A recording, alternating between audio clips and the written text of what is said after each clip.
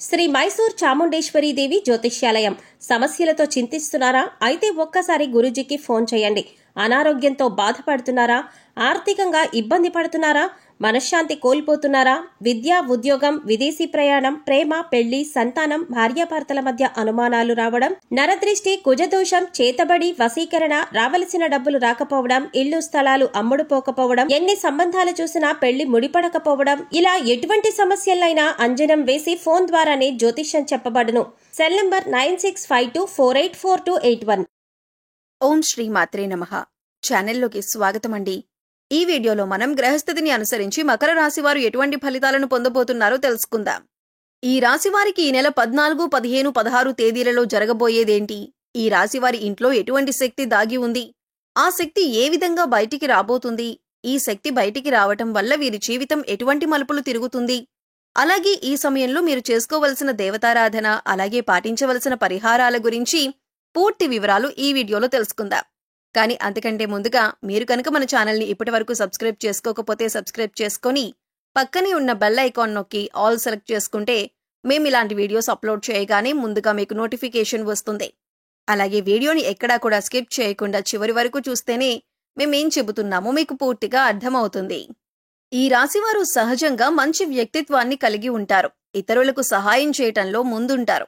ఇక ఏదైనా పనిని సాధించాలి అంటే అది పూర్తయ్యేంత వరకు నిద్రపోని మనస్తత్వాన్ని కలిగి ఉంటారు. అది ఎంతటి కష్టమైన పనైనా సరే విజయవంతంగా సాధించేంత వరకు పోరాడుతారు.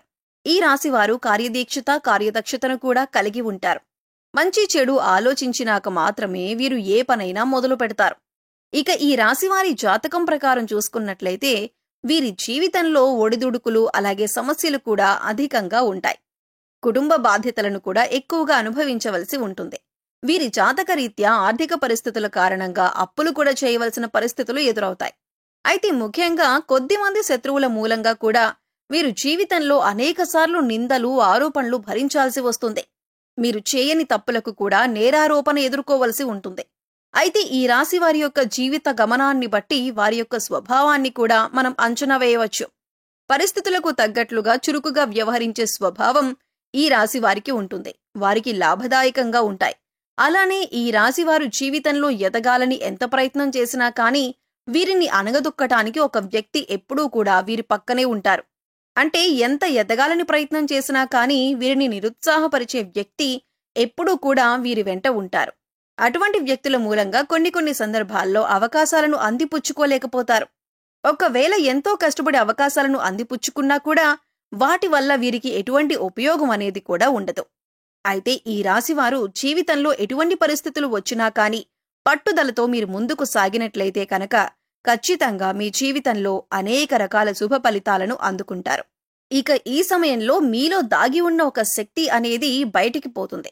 అదే ప్రతికూల శక్తి. మీలో చాలా కాలంగా మీకు తెలియకుండా దాగి ఉన్న ప్రతికూల శక్తి ఈ సమయంలో బయటకు రావటం వల్ల మీరు ఎంతో కాలంగా ఇబ్బంది పడుతున్న అనారోగ్య సమస్యలు కానీ, ప్రతికూల ఫలితాలు కానీ అన్నీ దూరమవుతాయి.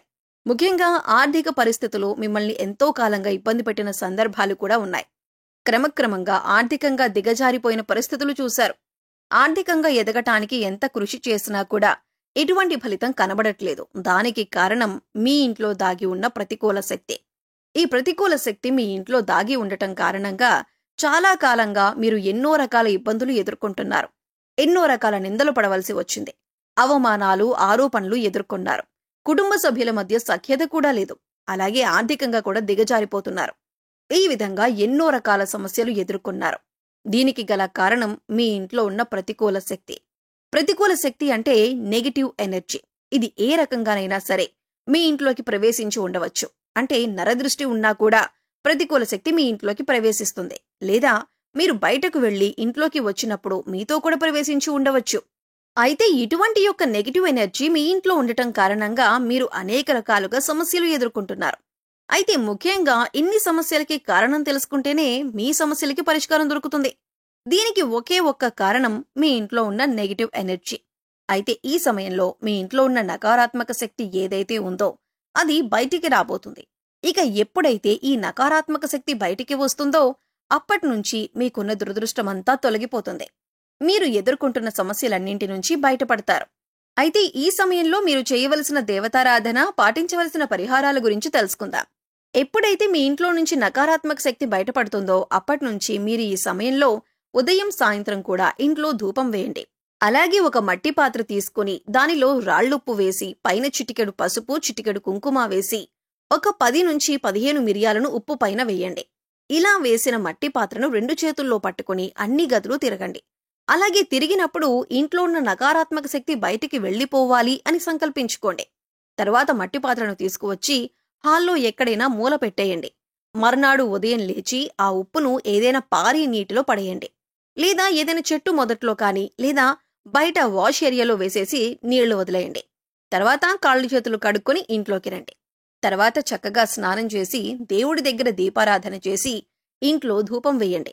ఇక ఎప్పుడైతే ఈ విధమైన పరిహారం చేస్తారో అప్పుడు ఇంట్లో ఉండే నకారాత్మక శక్తి అంతా బయటికి వెళ్లిపోయి ఇంట్లోకి సకారాత్మక శక్తి అంటే దైవశక్తి ప్రవేశిస్తుంది. లక్ష్మీదేవి ప్రసన్నమై మీకు పడినటువంటి కష్టాలన్నింటినీ కూడా దూరం చేసుకోవచ్చు. సకల శుభాలు చేకూరుతాయి. ఆర్థికంగా పురోగతి సాధిస్తారు. గతంలో మీరు ఏవైతే సమస్యలతో ఇబ్బంది పడ్డారో అటువంటి సమస్యలన్నింటికీ కూడా చక్కటి పరిష్కారం దొరుకుతుంది. సమస్యలు, కష్టాలు అన్నీ కూడా ఒక్కొక్కటిగా తీరిపోతాయి. గతంలో మీరు కోల్పోయిన ధనం, అవకాశాలు అన్నీ తిరిగి పొందుతారు. ఆర్థిక పురోగతిని చూస్తారు. అలాగే ప్రతి శుక్రవారం లక్ష్మీదేవి ఆరాధన చేయండి. విశేషంగా కనకధార స్తోత్రాన్ని పఠించండి. శుక్రవారం లలితా సహస్రనామాలు చదువుకోండి. ఇలా చేయటం వల్ల మీ ఇంట్లో పాజిటివ్ ఎనర్జీ కనిపిస్తుంది. మీరు చేసే ప్రతి పని కూడా విజయవంతంగా పూర్తి చేస్తారు.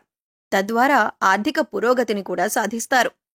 అలాగే ఎప్పుడైతే ఒక శక్తి బయటికి వెళ్లిపోతుందో అప్పుడు మీరు పెట్టిన పెట్టుబడికి రెట్టింపు లాభాలనేవి పొందుతారు.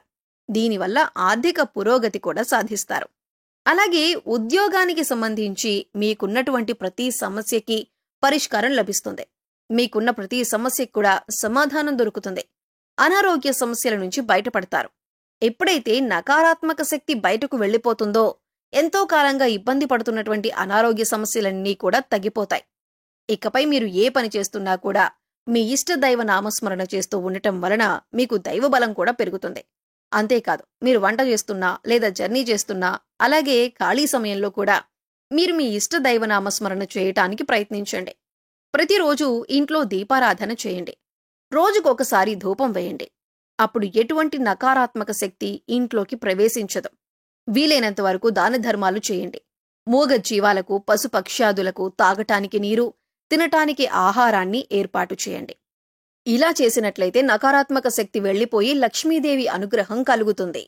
సో చూశారు కదండి, ఈ నెల 14, 15, 16వ తేదీల్లో మకర రాశి వారి జాతకరీత్యా ఎటువంటి ఫలితాలు పొందబోతున్నారు, అలాగే వీరి ఇంట్లో ఏ శక్తి దాగి ఉంది, ఆ శక్తి ఏ విధంగా బయటకు వస్తుంది, ఇలా బయటికి రావటం వల్ల మీ జీవితం ఎటువంటి మలుపులు తిరగబోతుంది, అలాగే ఈ సమయంలో మీరు ఎటువంటి పరిహారం చేసుకోవటం వల్ల జీవితంలో ఉన్నతిని సాధిస్తారు అనే పూర్తి వివరాలను ఈ వీడియోలో మనం వివరంగా తెలుసుకున్నాం కదా.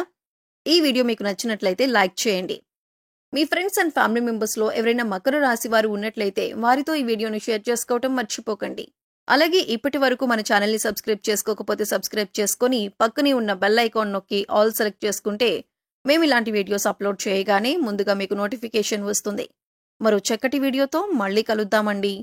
ఓం శ్రీ మాత్రే నమః.